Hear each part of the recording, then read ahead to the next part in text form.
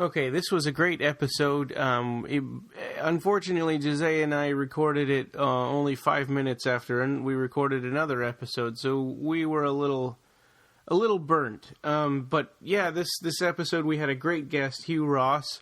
He was awesome to talk to, and hopefully we'll be able to make it up to him since we were a little, we weren't quite 100% with it. So hopefully we'll be able to do a better job later on. Anyway, that's why this is going to be a little short. But anyway, this was Hugh Ross. We recorded it last week as this podcast airs, about February 24th, or I think it was. Enjoy.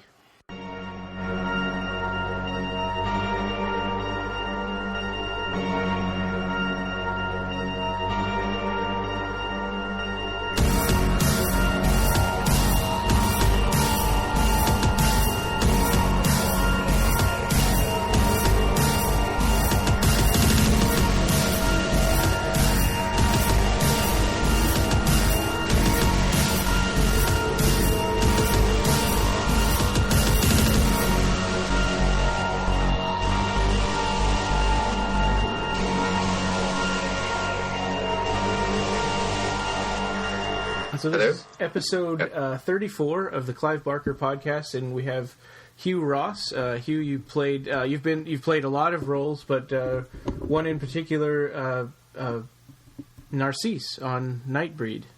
That's right. So I'm Ryan, and with me today is Jose on the end. Hi. And we're happy to have you. I'm very glad to be here. Thank you very much for asking me. It's great. Uh-huh. It's great. It's all been very exciting. The whole thing has been very, very amazing this last kind of year or so, and discovering the kind of whole interest in the whole film again. It's been brilliant. And you've been to some of the screenings now of the Cabal cut of Nightbreed now, right? Yes, I have. I went to the Weekend of Horrors in Germany, and I saw the Fright Fest screening in Leicester Square in London. So how was that for you to see that version of the Cabal cut after 23 years, I think it's been? Yes, it was amazing, because the whole job was a wonderful thing that happened, and all because of Clive, and Clive being very, very loyal, because I'd known Clive for ages before that, and he'd seen me doing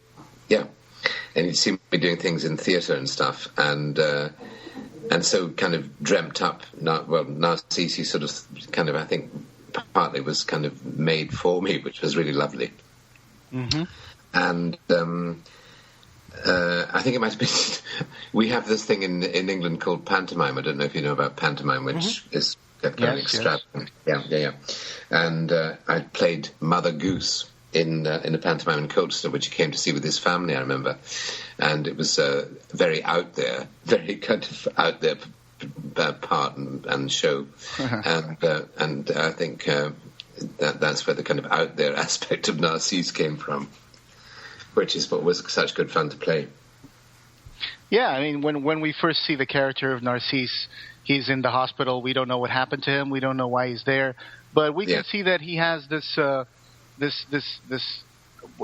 very dialogue, the very way he delivers his lines to Boone when he says, "What did you say?" and he says, "What did I just say?" You can tell that he probably immediately, with that tone of voice, you can tell that he's probably an actor or has been an actor sometime, or because of. So that's immediately what I saw as a backstory for the character, just on that simple delivery of the line that you give as Narcisse. That was very, very interesting. Absolutely, and also because the atmosphere and the set was very, very relaxed, and Clive was very up for my kind of being quite free with the text, really, and kind of if I had an idea, he would he would be very happy to try the idea out. And often lots of things kind of happened kind of in the moment. I particularly love in the Cabal cut just the extended scenes with Narcisse, and just something really simple like when Boone and Narcisse are confronting Decker above ground there in Midian, Just something really simple. The fact that Narcisse actually introduces himself and says his name. Yeah. Yes. And we didn't get that in the theatrical cut. People knew his name from the Nightbreed Chronicles, from the credits. Yeah. Okay. That's great. Yes, and tons of stuff in the new cut become much clearer, don't they? The relationship between Boone and Laurie is much clearer, and all that kind of stuff. Yeah, and between Laurie and Babette, that didn't even exist in the theatrical cut. Yeah. No, it's terrific. So, of course, I have to ask, as an actor, obviously, one of the cuts you die, the other you do not, and you actually make it to the end. I mean, is it something that would? Is it something you're comfortable with? The fact that the director's cut, that's going to be the Cabal cut, is the one where you actually die. I've had to learn to live with that. No, what actually happened was that in the original script, Narcisse did die, and then I have to, I suppose, thank, I'm not sure, Morgan Creek and 20th Century Fox, but after the test screenings, decided that Narcisse was a good character, and that he shouldn't die, that he should live in order to be in Nightbreed. Talk about vanity. Nightbreed 2, 3, 4, 5, 6 to eternity. That's it. And so, in fact, we then had. I finished the film and went off. I joined the Royal Shakespeare Company and went to do a couple of plays in Stratford-on-Avon. And my agent called and said, "Look, they want to do some new scenes and an enhancement shoot. And in this version, I would not die." So we then shot the new scenes in which I survived. Which, of course, was very, very flattering to think that they liked the character enough that they thought the character should be retained, as it were, for future stories. And like the scene outside of the barn at the end there. Yes. That yes. I can't remember exactly what was in it. Quite a lot actually. We did it on 3 Sundays. I remember that I was doing like 2 shows on a Saturday, and a car came and took me to a hotel near Pinewood, and for 3 consecutive Sundays we shot all day on the enhancement shoot. And I remember a friend in the company, she said to me, "Hey, I bet if 20 years ago somebody had said to you that on a Saturday night in Stratford-on-Avon the car's going to come and take you and you're going to film in Pinewood all day and Sunday, you'd say, 'What? That's fantastic.'" Actually, and she said, "And I bet what you actually think is, 'Oh, really, actually, on Sunday I just want to put my feet up and have a quiet day.'"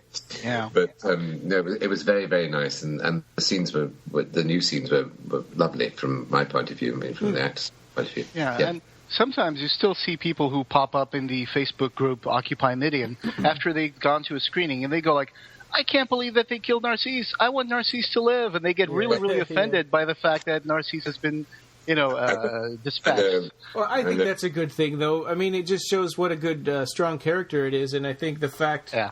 I mean, that's the whole point of killing Narcisse, was that he was such a likable character.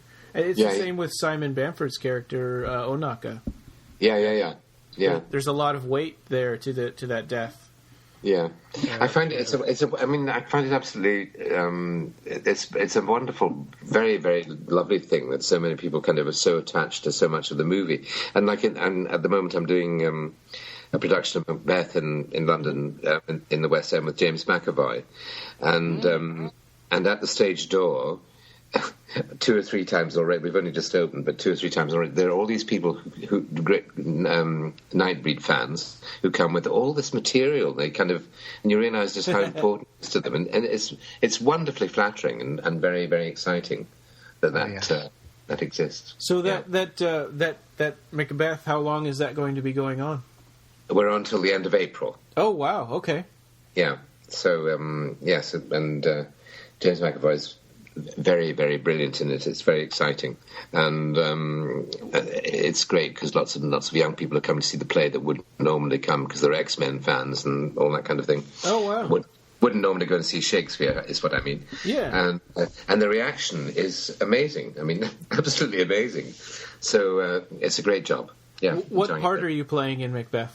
I'm playing Duncan, who gets murdered quite early on. Then I return as the old doctor who has been combined into two parts. Actually, it was rather nice. The doctor who is at the sleepwalking scene with Lady Macbeth and all of that. So it's nice. It's fun. I'm very much older than all of the rest of the cast, and they're all much shorter than me. And I keep saying I feel like I'm Gulliver in the midst of a whole lot of hobbits. Yeah. There we go. I have seen some photos, which I guess are from the genesis of the makeup for Narcisse. Yeah. In one of them, you have, instead of having the, of course, the bloody, exposed scalp. I mean, yeah. You do have more like a bright green and dark green, scaly appearance. That's very interesting because that would be more in according to the book, I guess. But very interesting to see that. I wonder, were there many different kinds of things that they tried, or was that just one or two? Yeah, and there were not a huge number of things, but I was terribly lucky because Neil Gorton, who did my makeup, is an absolutely brilliant makeup artist, and we did lots of. We did. I can't really remember in detail what we did in the way of tests and things, but yeah. And it was the makeup took hours. Of course, I used to be picked up at something like 3:30 or 4:00 in the morning in order to go to Pine. And Sid, I got it very good at going to sleep in the chair while Neil kind of put music on, and he did all of that for 3 or 4 hours, whatever it was, and he's done awfully well too. And I'm sure I thought he would do very well. He was a really, really top-notch makeup guy. Yeah. Were you introduced to your own severed head before the shots?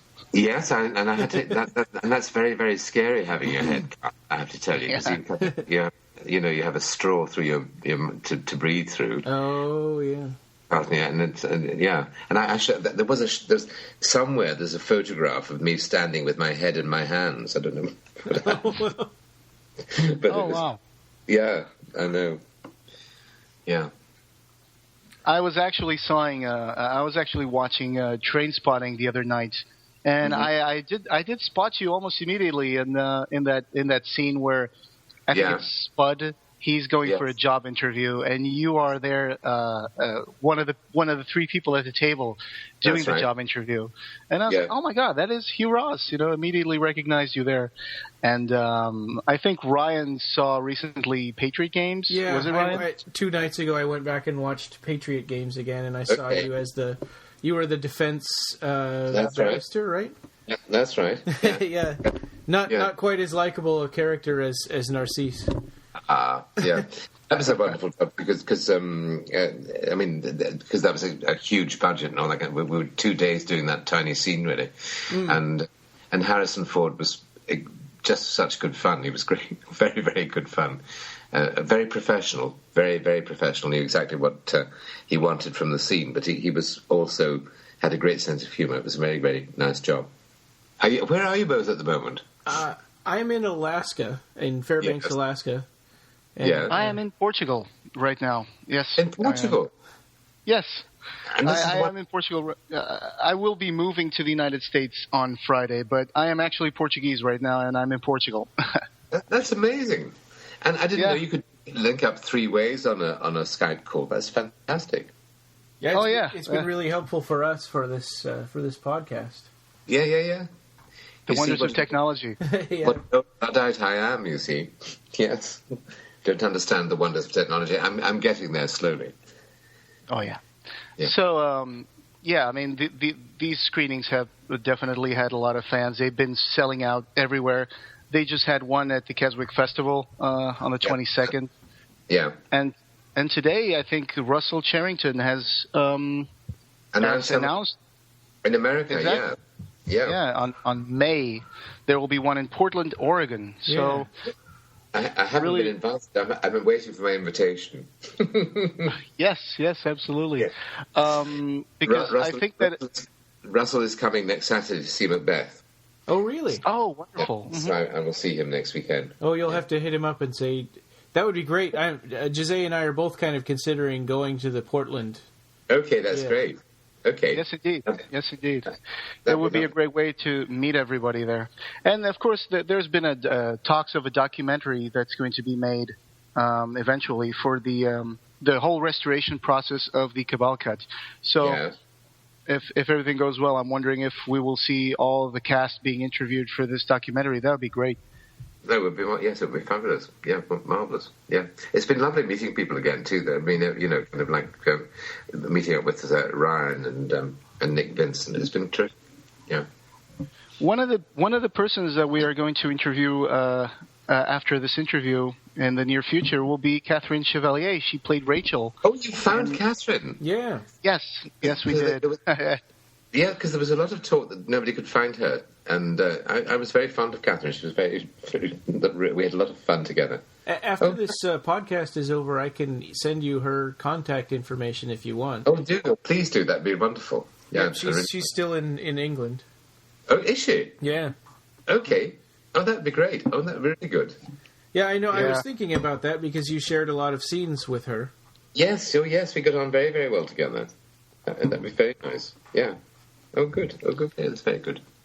It's just been a very a tremendous adventure for all the fans getting together and joining forces to try to find all of these people. And for example, because the Cabal cut has these issues about dubbing and redubbing, like Doug Bradley's voice was redubbed in post-production.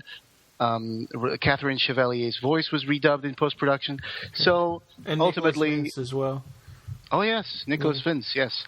So ultimately, Ollie Parker and I were both terribly flattered because we weren't dubbed. Because I remember we were told we weren't going to be dubbed, so we were very, very pleased about that. So it was nice. Yeah. So did they fly you to Los Angeles to do the ADR? No, we didn't. I didn't. No, they didn't. I can't remember doing any ADR actually. One rumor that we had heard was that Morgan Creek didn't want to spend the money to fly actors to Los Angeles to do the ADR, and then that's why there were those American, actors that had dubbed over their voices. Well, no, I've never heard that, but that might well be right. I'm not sure. Does this go out live, or how does it work? It will go out in about a week. Okay. Yeah. Okay. And the episode is edited before it is released, so we can cut out, bloopers and silences and stuff like that. And we've been known to ask stupid questions once in a while. No stupid questions. Yes, indeed. Good. So. Yeah. Good. Let me see my notes here. Hey.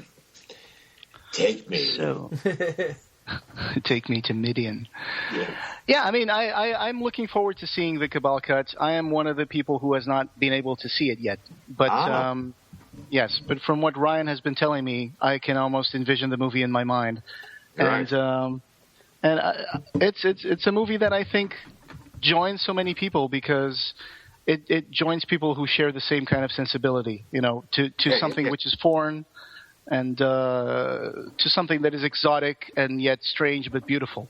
Yes, quite. Yeah, it is. Yep.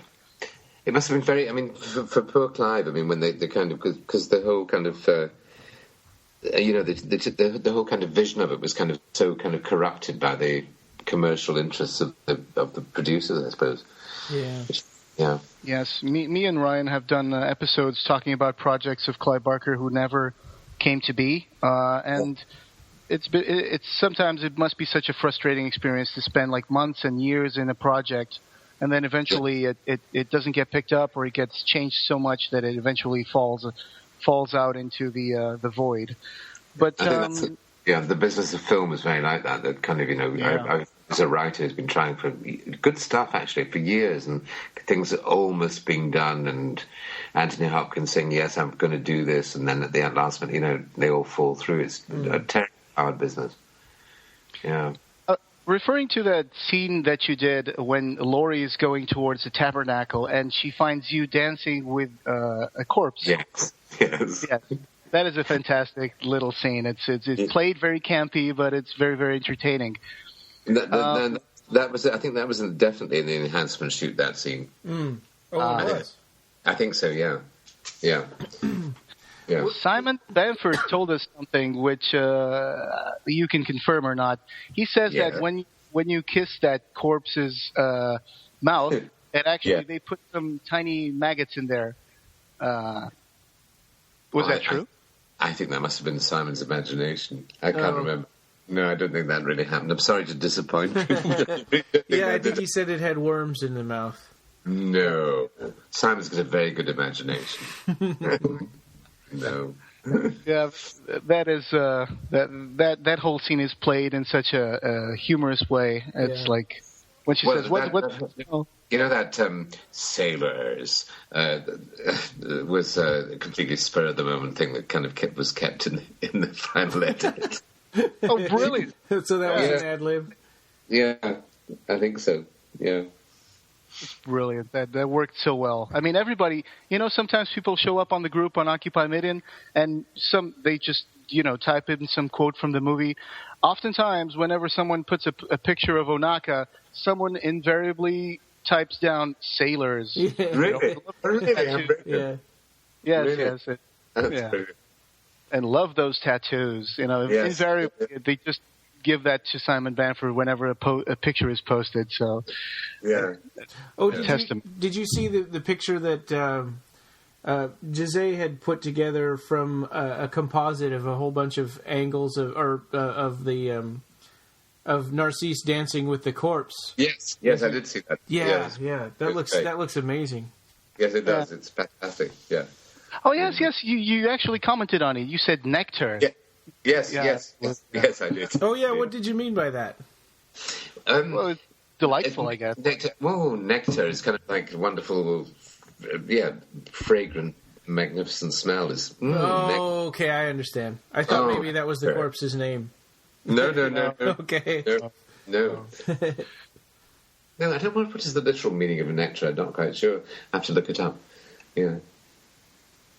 Yeah, that was something that I did from the frames from the movie. It's I just thought I would have loved to see a shot of the whole dancing couple, and I put it up on Valentine's Day because I thought it was very, very appropriate. You might not be gorgeous, but you'll do for me. So that's fantastic. Jose, how long have you been a fan of the film? For years. I have been a fan of the film since actually the film came out. Before, let me think about it. I think I saw the movie in 1992, I guess, and shortly after I got all the stuff that I could get from the movie, like the making of book and the Nightbreed Chronicles, and then I got the comic books, and then I just became a really hardcore fan of the whole, Nightbreed and Clive Barker in general, and so. It's been hard as a fan to look at the book and say, I see these pictures here, but these pictures are not from scenes in the movie.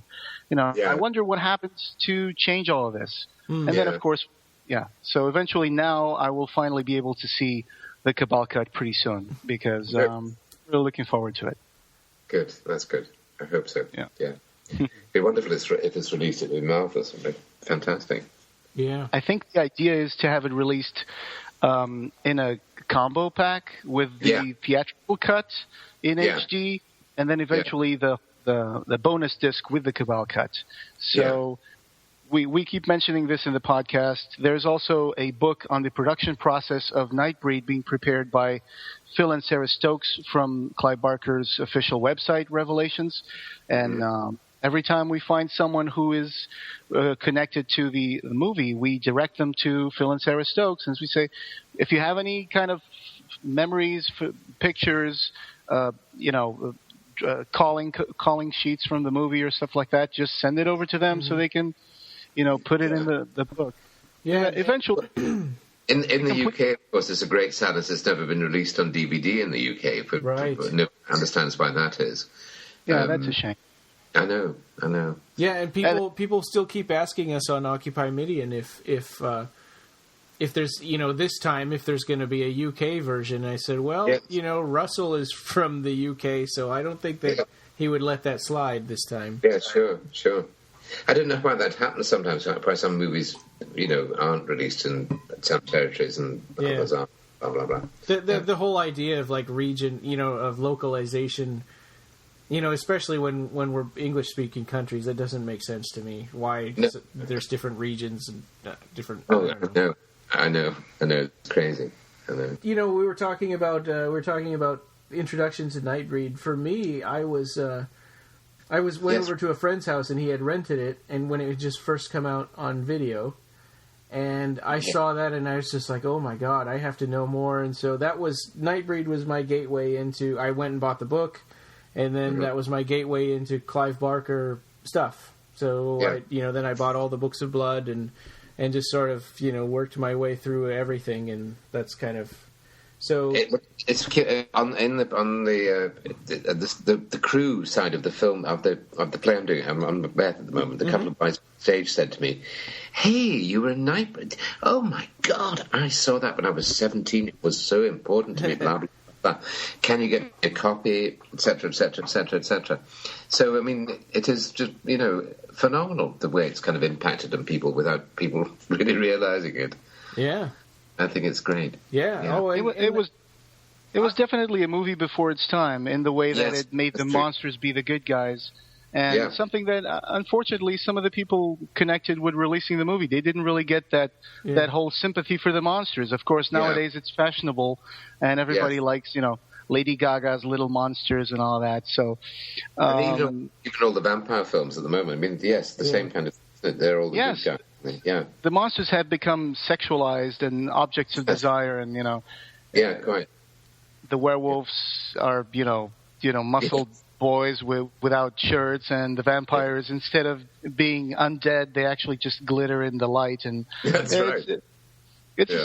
In one hand, I think it's interesting to have this attraction for the others, for the monsters, become more of a thing that it's a regular.